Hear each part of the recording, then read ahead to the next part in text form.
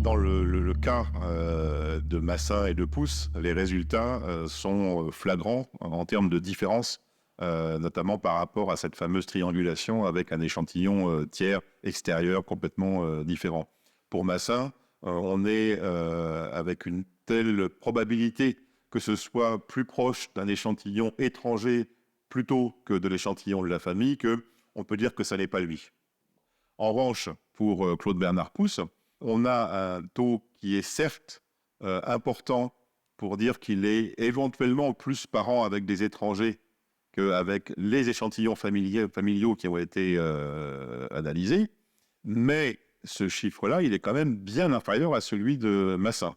Et puis, d'après ce qu'on comprend dans les analyses, les échantillons ont été mélangés pour les vivants de la famille de Claude Bernard Pousse aujourd'hui, et il se peut que tout ça ait provoqué une dilution aussi de la parenté potentielle.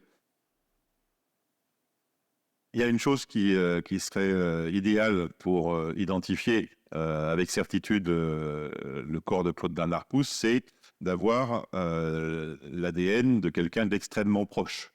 Donc si, par exemple, on pouvait retrouver l'ADN d'un des parents de sa mère, par exemple, qui doit être décédé, mais qui doit bien être enterré quelque part, comparer cet ADN avec celui qu'on a retrouvé sur place, sur le lieu de la bataille, ça serait vraiment le mieux.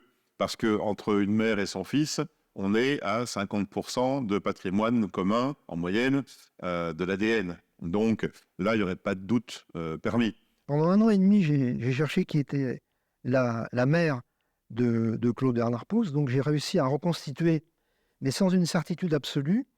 Et pour moi, sa mère avait accouché sous X, il était né sous X, puisque n'apparaissait pas le nom de sa mère sur le certificat de naissance, sur l'acte de naissance, et n'apparaissait qu'une reconnaissance de mon oncle. Le seul nom féminin qui apparaissait, c'était celui de la sage-femme.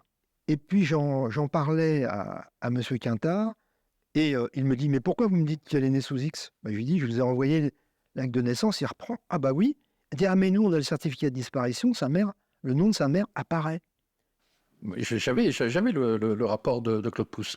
Donc, la personne à prévenir en cas de pépin, c'était sa maman, Gilberte Vaillant, qui habitait à l'époque dans le 16e arrondissement.